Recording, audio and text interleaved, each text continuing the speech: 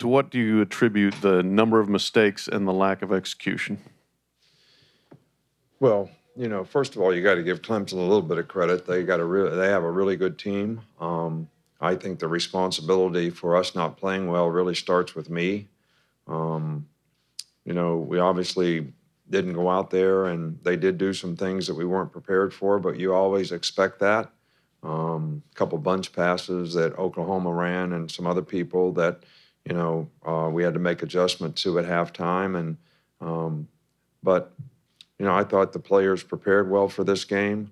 And I think that, they just got outperformed.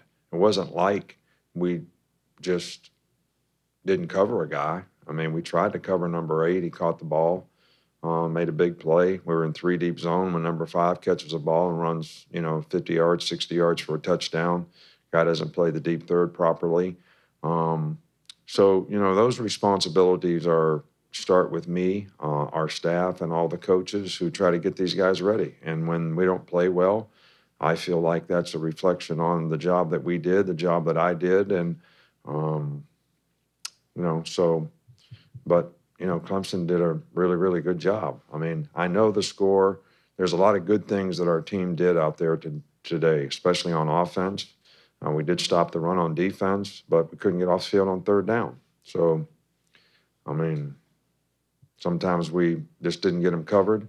A couple times we made some errors on things that they did that we had not practiced that were difficult, and they're pretty good. Go back here in the middle, second row. Nick, again, you haven't experienced a loss like this in your tenure. What was going through your head as it was unfolding? And also, do you think some of the long-standing issues maybe were exposed, the field goal kicking forcing you into decisions maybe that you might not want to make, and also the secondary depth being a problem that kind of came to the surface in this game? Well, we have had some issues with, the guys that, are not out there playing. And I think sometimes you have to be fortunate because when you play against good teams, you need that depth and you need those people. I think it was a poor decision on my part not to kick a field goal, the first drive of the second half. We thought we had a really, really good fake, and somebody didn't block the guy they were supposed to block, so it didn't work. So it was a bad call. It's always that way. We didn't finish drives in the red zone because we could have got right back in the game now. I mean, we had the ball down there 3 times and, didn't score a point. Didn't score a point. We had fake field goal, went for it on 4th down twice, had the ball on the 1-yard line. So, I mean, this game could have been a little different if we'd have finished things a little better. But, we didn't play well enough on defense to win, because if you can't get off the field on 3rd down, you're going to have a hard time when you're playing against a good team. We're going to go to Mark Tracy. But there was nothing going through my head except what can I do to help our team play better the next play? How can we? And we just kept not being able to finish things the way we wanted to. And I feel like it's my responsibility that those things didn't happen properly. We're going to move over to our left, Mark Tracy. Coach, we've known for some time in college football that, I'm sorry, can you hear me? Yeah. We've known for some time in college football that, true freshmen are very much able to contribute, including, of course, on your teams. That said, with Trevor Lawrence doing this this year, I'm wondering how you've seen it evolve in college football, where even in past decade, say, where even, where even the most recent recruiting class you bring in can make such a huge difference at the end of the year. Well, Trevor Lawrence is a special talent. I saw him when he was a sophomore, and he was a special player, as a sophomore in high school. And he's playing in a good system and a good scheme that's somewhat similar to what he played in high school. And I think that I got this ask at the press conference the other day, why do more freshmen are they able to play, especially at quarterback?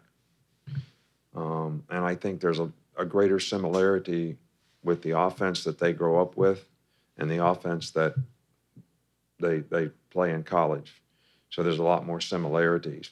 And I think the quarterback position is a little easier now because it's not all drop back oriented. RPOs have made it very simple, for the quarterback in a lot of ways. So, not a surprise to me. And I think you'll see more and more, young quarterbacks be able to contribute early on because of those similarities in their training. Their training is better. We have 7-on-7s all over the country. We've got great quarterback coaches that help these guys develop early in their careers. But Trevor's always been a special talent in my mind, and doesn't surprise me. He's got the right stuff as a person, and he's played phenomenally well for his team this year. We're going to stay over here on our left, move up a row. Nick Danusman from The Athletic. I noticed when you were leaving the field, you were looking over your notes. I wondered what you were seeing there, what you were thinking, and also, like I asked the players, this team, I think, did show great resiliency all through the season. What is your takeaway from this team, and maybe what you want to focus on moving forward with them? Well, I sort of made the same opening comments that I made to our team. I told them how proud I was of what they were able to accomplish. I know how disappointed we all are, and they are, and the way we didn't finish, and the way we performed, in this particular game. But they accomplished a lot, and we're really proud of them. Winning the SEC, winning the Orange Bowl, and winning 14 games. I mean, our seniors have done a phenomenal job. I think they've won like 54 games in their career or whatever. So one game doesn't define who you are. But I also told the players that sometimes we learn more when things don't go well, when we lose. You have to learn how to lose as well as how you win. And there's a lot of lessons for us to learn from the experience that we had in this game, whether you're a senior who's leaving or whether you're a player who's coming back and you see that we have work to do. We're going to take 2 more questions. Our first one is right here in the front row. Nick, Phil Barber, Santa Rosa, Press Democrat. With that defensive line of yours, were you surprised you weren't able to generate more consistent pressure on Lawrence? And did you feel that he got more comfortable as the game went on because of that? Well, I thought that if we were going to have an opportunity, the best way to defend them is to rush 4 guys and play different kinds of coverages. And when we rushed 4 guys, we didn't get a lot of pressure. Their offensive line did a good job. He was very comfortable in the pocket, had time to throw, and we didn't get him covered very well on the back end at times. So the combination of those things, I think, really, made it more difficult for us, because one of the things that they do extremely well with the players that they have, the mismatch 8 and 5 outside, is when you play middle of the field coverage and you try to pressure, they've been very successful against that all year long. And Trevor Lawrence is very good at throwing the fade ball, back shoulders, whatever it is. And their 2 guys are really, really good at making plays on the 50-50 balls, which we knew would be a big part of what we needed to do well in this game. And I think maybe we made 1 play on a 50-50 ball and got 1 other pass interference. Last question from Marty, right there in the middle, second row. Hi, Coach. Marty Smith, ESPN. You've said to me in the past that you tend to remember the losses much more than the wins. Outside of the scoreboard, what do you think you'll remember most about tonight? I just have a feeling that I didn't do a very good job for our team, with our team, giving them the best opportunity to be successful. I always feel that way. Even sometimes when we win, I think there's things that we could do better or that I could have done better. But particularly in this case, never really ever got comfortable with what we needed to do to win this game, especially on defense, especially the matchups we had in our secondary versus their receivers. That was something that was, kind of bothering me going into the game. And as the game unfolded, it worked out that those matchups were a big difference in the game. Coach, thanks very much. All right, thank you.